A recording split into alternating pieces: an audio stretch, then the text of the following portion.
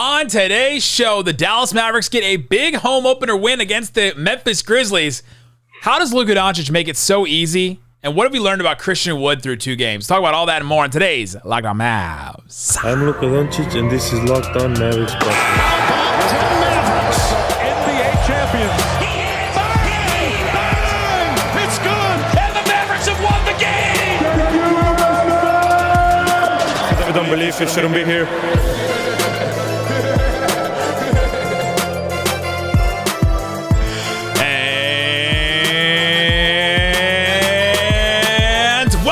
You are locked on to the Dallas Mavericks. My name is Nick Angstadt, media member and NBA channel manager of the Locked On Podcast Network. Letting it ride. Thanks for making Locked On Mavs your first listen every day. We are free and available on all platforms, including YouTube. But the best way you can help us grow the show is to comment anything below. Let us know. Give me one thing that stood out to you in this game. Could be Christian Wood. Be Luka just going at every Grizzly. Today's episode is brought to you by BetOnline. BetOnline has covered the season with more props, odds, and lines than ever before. BetOnline, where the game starts. And joining me, as always, my co-host, writer, and contributor at Mavs.com, the home opener Oliphant, the One More Thing King. What you got for me, Isaac Harris? I'm back, baby. I am back. The Mavs are back. Mavs are back in Dallas. Yeah. What a fun time. Got back from the little road trip, family vacay up in Colorado. A lot of fun. Enjoying some cooler temps. Rolled into town around 2 a.m. Temps. Hit up a T-ball game this morning with my son. Love it. Love to skip this game, but you know what? With your kid? Bro, we pulled in 12-hour drive at 2 a.m. It's like, let's wake up at 8 for a T-ball game. And then the Mavs home opener tonight. So it was a lot of fun. Just took off my credentials, so I know that's a big deal. And here we are celebrating. Felt so good to be credentialed at the game. I wear mine to sleep. And here we are celebrating a good. What a perfect home opener! Just a perfect home opener. And yeah, man, there's so many angles to it, but it's a lot of fun. Can we talk about on the YouTube stream how you and I are like the light and the dark completely? I don't know what's going on right now. My lighting is never like yours, but I don't know why. I literally have it set down in the chair. Should I turn it off? Mine off. Go to the dark. For over a week. So here we are, though. Dallas Mavericks get the win. An incredible looking win. 137 to 96.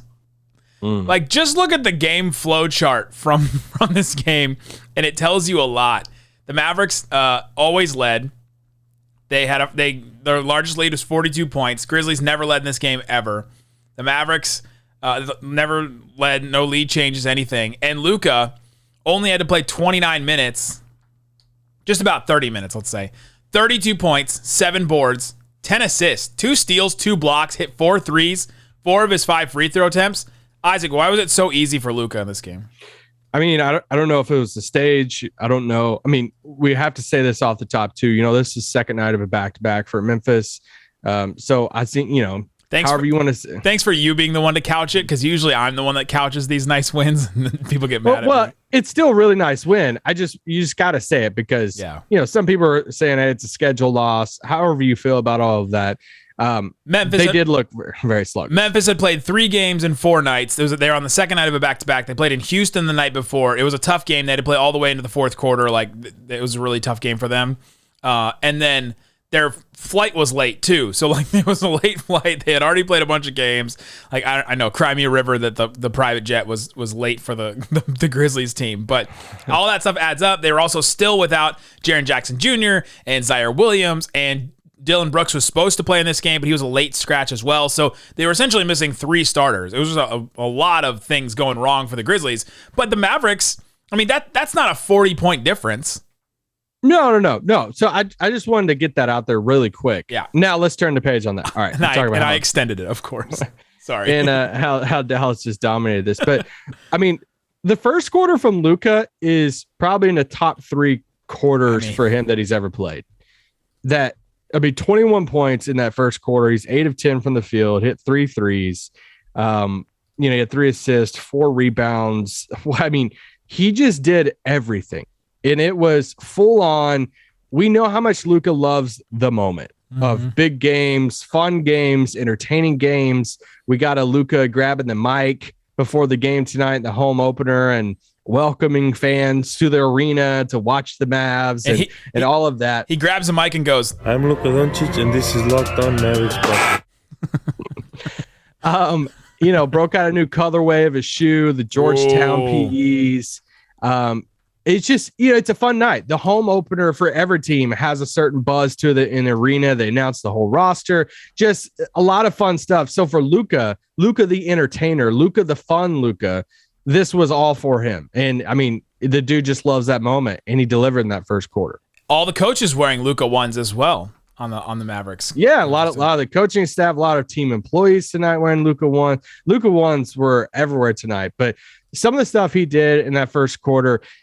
When they don't have Dylan Brooks, David Roddy became their the irony real quick of the David Roddy stuff is one of my favorite things I do is when I get to home games is I love to sit on the away team side, the front row there or their bench and watch them warm up because I obviously don't get to see that team very often. You got there early too. You're like 2 hours before the game started. Just watching all the Memphis players, seeing them up close, seeing the routines, all this stuff. And, you try not to overreact to anything, but what was the first thing I told you when you sat down next to me? Roddy is not looking good tonight. I'm not lying. This is before the game, so I'm out on David Roddy. You did. And I was just like, everything about it. And I don't want to go into all this routine or whatever, and then just see him just get absolutely torched tonight. Yeah. And Luka just did whatever he wanted to, but it also shows a weakness for Memphis that they don't really have any perimeter defender, but. Yeah, I was watching the Memphis versus Rockets game last night, and I could just see. I was like, oh, look at this starting lineup. It's Ja Morant. It's Steven Adams, big, slow center. Ja Morant, small, quick guard. It's Santi Aldama, who's like this, 6'9" power forward type guy that's not going to be able to stick with Luka either physically, strength-wise, or speed-wise. Either way. It's John Conchar, who's not going to be able to stick with Luka either way, strength-wise or speed-wise either. And then it's Desmond Bane, who's not going to be able to stick with Luka strength-wise either, and or arms-wise. He played down the street. For all the Twitter jokes about Desmond Bane having T-Rex arms that I thought were hilarious. But he just made everything look so easy in this game. He could attack every single player on the Grizzlies lineup. And when he can attack every single player in a lineup, then everything opens up for the Mavericks. It's the driving kicks. It's everything. It's Luka post-ups. It's Luka drives. It's Luka step-back threes. It's everything. And then when he hits a couple of the step-back threes, everything else comes together. We saw fun Luka. We saw fun Luka skip to the bench after a three. I think that was in the third quarter. But he was skipping around. But even the David Roddy thing, this dude is supposed to be a football player. That was first quarter. He's so broad in his, he's such a built dude. And Luka killed him at every level. Step back three in his face. Dirk fadeaway in your face. Then the most telling one of all was he just bully balled Roddy to the basket. And it's get out of my way. I want you to lay up. It was just that type of zone for Luka tonight and you pointed out too, Laravia was just barbecue chicken for him too. Of hey, if Roddy or Laravia is on Luka, it was bad. He's like, man, I got this. And that's MVP Luka. That is top 3, top 5 player in the world, Luka Doncic. It's as if Luka was offended every time Laravia or Roddy guarded him. It's really? These guys? It reminds me of the Larry Bird when they would have a white guy guard Larry Bird and he'd be like, how can you guys put a white guy on me? You just bring that up. It just felt like Luka was just offended every time.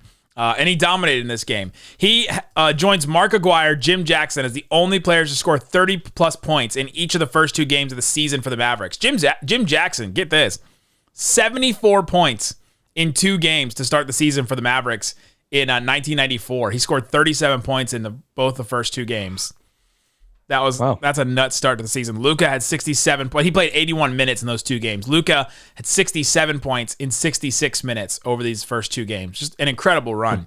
Mark Aguirre had 60 points in 74 minutes in 85. Cedric Ceballos had 61 points in 2000 the first 2 games. Mark Aguirre had 60. Dirk was not part of this group, which I found interesting. Dirk, first 2 games of the season, 57, 55, 55, 52. He did, 51. He had that a bunch of times, but was not up there with the top 5. You never see these like stats about the Mavericks, and Dirk is not part of them. Coming up, let's get into Christian Wood. He had another good game coming off the bench. Are the Mavericks playing him a little bit more? Do we know a little bit more about what the Mavericks think about Christian Wood and what he's going to mean to this team? We'll talk about that coming up. Before we do, let me tell you about BetOnline. It's the best place to check out the odds and lines inside and outside and all around sports. I hope that you bet on that TCU game in whatever way ended up being the winner, because, wow, that was a wild one.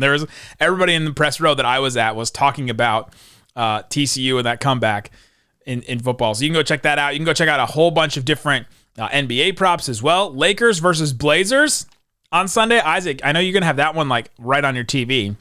Yeah, I can't wait. What's the spread? Who's the home team? Lakers.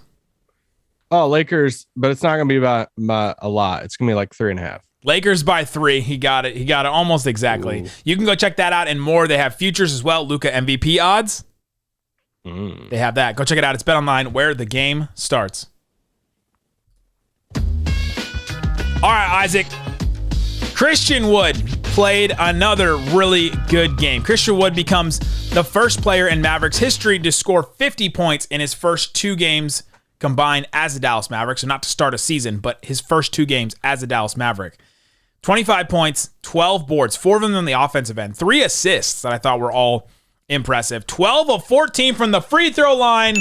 Oh, yes. Good to see the man turn it around from the last game. Only took 3 threes, just hit 1 of them. And so his domination came in a different way than what we had seen in game 1. Love what I'm seeing from Christian Wood in both games. Like, this is the role, they envisioned for him is, hey, be the 6th man, come in. I mean, Jason Kidd said it multiple times tonight in the post-game presser. Come in and do what you do. Like, get buckets, score, and embrace the 6th man role and come in on feast on these second units. The minute distribution is right around what we've been saying on the spot, like what we expected. JaVale played 13 minutes tonight. Christian Wood played 25. Like, we all knew McGee was going to be this spot starting center like Dwight Powell, playing 15 to 18 minutes a night. Yep. What I thought JaVale might play. And JaVale's still getting, like, he's still finding his groove and stuff to start the season. But Christian Wood playing 25 to 27 minutes a night probably. Dude put up 25 points in 25 minutes. Like, this is the version of Christian Wood that you got to have in this 6th man role, and he's doing it so far. And they had about 7 minutes of garbage time. Right. Think about like all these minute totals. If you're just going to look at a box score, if you didn't watch the game and you just look at this box score and say, he's only playing 25 minutes again. Like, why is Jason Kidd not getting it? You probably just like want to pull your hair out. Jason Kidd found extra spots to bring in Christian Wood a little bit earlier than he did in game 1, I thought. He put him in a little bit earlier. I thought he didn't do the thing where he brought in Maxey for JaVale McGee right away to start the third quarter.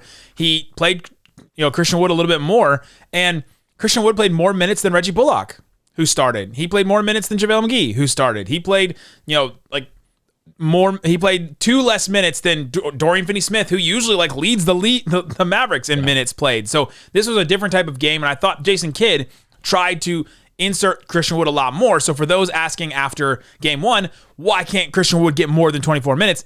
He got more than 24 minutes in this game, and there was garbage time with the last 7 to 5 minutes. None of the starters were playing at all. Like, we got full. How many minutes did Dwight Powell played 7 minutes? So Dwight Powell played 7 minutes. So that means that's 7 minutes Christian Wood was not on the court to end the game, like straight minutes.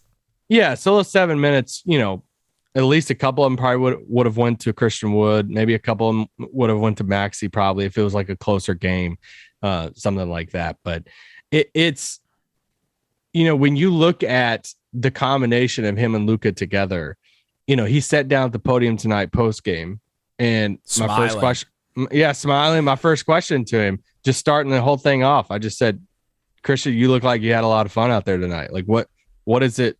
What's it like playing with Luka? And, he just lit up smiling, man. He's like, it's fun. He's like, it's hard to even describe. He made a slight reference to last year playing against him, but it's like just being able to play with him. He talks about, that the play, the Luka block on one end, brings it down behind the back on Tyus Jones. Is like basically it went back to Duke and came back, and he throws the lob up to Christian Wood. I thought when he threw the lob, it's going to be too high. Christian Wood catches it one hand, throws it down. They both scream together. It was just so much fun. But he's asked by Callie Kaplan, Dallas Morning News, after the game about that play, and Christian Wood, like, this is just one of those moments of like, how does Luka do it? He's like, yeah, Luka told me, we're going to do this, like coming down the floor. Like, I'm going to get into the paint. And he told Christian Wood to get to the dunker spot. I'm like, what? Like in mid play, like in mid driving the ball after he blocked Brandon Clark, has the ball dribbling in transition through like traffic. And like, he says that. And I think we're all sitting there like, what? Like, and then Callie follows up with, well, when did he communicate that to you? And he's like, I work as we're coming down the floor. Like, what? Look, how does this even work? Oh man, it's just, they have a lot of fun playing together. And yes. I think that is something really cool seeing Luka say post game. I think he's going to be, it's only 2 games, but I think he's going to be really good for us. That's telling, and that's a lot of fun. You can tell on the court and through the first 2 preseason games, the game against the Suns and this game, when Christian Wood plays with Luka, he's like on his best behavior, like leaning forward in his seat. He's like, I'm going to do everything right. I'm going to be everything this team wants me to be. And it's not that when Luka's not on the court and Christian Wood's out there, he's just like doing whatever he wants and everything. But when Luka is on the court, he like knows it's all right. This is business. Like this is my ticket for more minutes on this team, for a bigger role on this team, for potentially starting on this team. Like this is my ticket right here. Is these minutes right here that I play with Luka. And we saw Christian Wood play, a really good game. He only, he got to the free throw line 14 times in 25 minutes. He gets fouled a ton. Like the way that he just plays, like the way he can dribble the ball, the way that he, catches the ball in traffic. That's a lot of these fouls that he's getting. Is he catches the ball under the rim, and sometimes he finishes, sometimes he doesn't, but he gets fouled a ton in those situations. And Memphis was like slow to recover on so many things tonight, and he was just taking advantage of it. But this is now 2 games in a row with double-digit free throws. We haven't seen that a lot from Mavericks teammates with Luka, and that's just a huge thing. They got in the bonus pretty early on. Like they just so many ways that they can take advantage of that. I think the starting thing is just like dumb. I think it's a dumb conversation for fans in the sense of like, why do we want to argue so much about if Christian Wood's going to play 25 to 30 minutes a night? Be careful saying fans are dumb. I don't know if that's a thing. No, I'm not. I'm just saying any of us. Oh God, here we go. I don't understand. Like, what does it matter because I feel like it's still like a conversation of like, why isn't he starting? This is so dumb. Like, who cares? Like, if Christian Wood is playing 25 to 30 minutes a night, putting up big time points, this is awesome. And JaVale's playing like 15 minutes a night. Like, what's wrong with that? And if you're winning games, like, I think that's cool. Why? I don't understand why the starting thing is still a conversation. Like, I think it's awesome that I've been a huge fan of him coming off the bench as a 6-man role. Like, I love this role for him. He played closing minutes against the Suns in game 1. Right? Like, yeah. It's not like he's just being discarded and underused and just completely pushed to the side by this team. He's being used. He's playing with Luka. He closed the game against the Suns. I guess technically closed the game in this one because right before he went out, that was the garbage time happened. So it's like they're using him, and it's like if that works better for his role and for his minutes to coincide like that, then I don't think that's that big of a deal either, especially if they were underusing him. If he was not playing with Luka, if it was so obvious, then I would say, all right, then there's a problem. But I don't think it is. The one thing for him that's going to be the discussion for a lot of fans and media and everybody is closeout games in tight games, because that's where we're going to see them prefer Maxey at times in Maxey's defense. Can Christian Wood gain enough trust with the Mavericks and prove that he's not a defensive liability to close games? That's the biggest question for him, because when it gets close in games, what's not going to happen? Christian Wood ISOs, Christian Wood step back threes, Christian Wood, all this different stuff, clear out for Christian Wood. That's not going to happen. It's happening right now in second units, but it's not going to happen at the end of close games. The ball's going to be in Luka's hands and saying, Luka, go get a bucket. what's going to be asked from that 5-man role, saying, hey, either set the pick and spot up or roll to the basket or hit an open three. Maxey can do that, and he can play defense. And that's why Dallas is probably going to prefer him to close out some of these close games. But if Christian Wood could prove that he can play defense and not be just a black hole and taken advantage of defensively, then that will be, you kind of understand it then. That's going to be the biggest question right now, is who closes the games from that spot. Couple of reasons why the Mavericks won this game. They dominated on the boards, 52-29. Whoa. They had 52 rebounds, and the Grizzlies, who normally are a really good rebounding team, had 29. Grizzlies usually offensive rebound the mess out of teams, and they only got 6, and the Mavericks got 15. The Mavericks scored 27 second chance points. The Grizzlies only had 11. Like, that right there is a reason why they won the game, but there's so many other reasons. Like, three-point shooting. The Mavericks shot 43% from the three-point line. They shot 7 of 11 on corner threes in this game. Like, they just dominated in those areas that they normally have to win. Like on slim margins, if they win these areas, then they can win games, but they dominated in these areas. Yeah. Let's go around the roster. Other players that stood out to us. I think I thought Dinwiddie had a really good game. He's just playing within himself in the game. 15 points, only 2 assists, 2 rebounds, had a couple turnovers, but hit 3 threes. Like, he continues to shoot the 3 ball really, really well, which is going to be super important for the Mavs. Yeah, I think he's still trying to find his, I mentioned this in the preseason. This is a different role for him, right? Yeah. Like, this last year, he came off the bench in those games, when he came over in the trade. He came off the bench. He was the third ball handler. It's a different type of role, coming off the bench as that scorer backup point. Now he's starting alongside Luka, and it's like, hey, this role was defined for you basically by Brunson, but he's not the same player as Brunson. So I feel like at times he's kind of too much in his head about trying to be this secondary distributor. When do I find, ways to press on offense and actually like do my thing? And so I still think he's adjusting to that role. He hasn't been horrible, but he hasn't been like awesome either. So I think it'll take a little bit of time, but can we talk about the pass to Dorian from Luka real quick?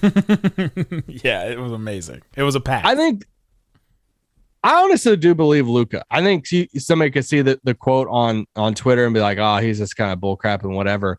But, he was asked by McMahon about this. Luka does the spin move around Jake LaRavia, goes up underneath this one-handed reverse layup. And he does this. I mean, I don't want to like be too like, I don't even know what the word hyperbolic. Is. Yeah, sure. Hyperbolic here. But I think it's one of the best passes Luka's ever made. I think it's one of the best plays Luka's ever made. Wow. This one-handed reverse layup that just like spin off the backboard oop to Dorian. It's one of my favorite Luka plays of all time. It honestly is. When Tim McMahon's asking him the question about the play, Luka knows what he's asking, and Luka's like interrupting and saying, yeah, it was a pass. and he's being like flat out serious about it. He's like, no, it was a pass. And McMahon's like, how he makes a joke, whatever. And Luka responds with, I'm paraphrasing here, and I think Tim, tweeted out the quote, but he said, I'm not going to shoot like a reverse layup and not hit the rim. And it's just, and you go back and watch it. Honestly, because Luka's such a genius and wizard with the ball, I do believe it was a pass, and it's one of the best Luka plays I think I've ever seen. It was incredible. It was an incredible play. I just had to say it. I just love that play so much. By the way, we were talking about Dinwiddie, and you were talking about how he's trying to figure out his role in the offense, and made me think about usage percentage. Luka through 2 games, 38% usage, which is incredibly high.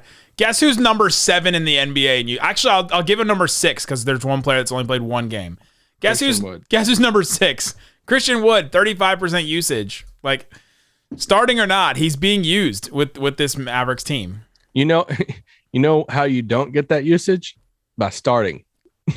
Honestly, Dinwiddie, I know. I'm being serious. Dinwiddie's trying to figure out his whole thing right now, and I thought he ran a couple more plays in this, but Christian Wood coming Dinwiddie and Christian Wood, and Dinwiddie has a high usage.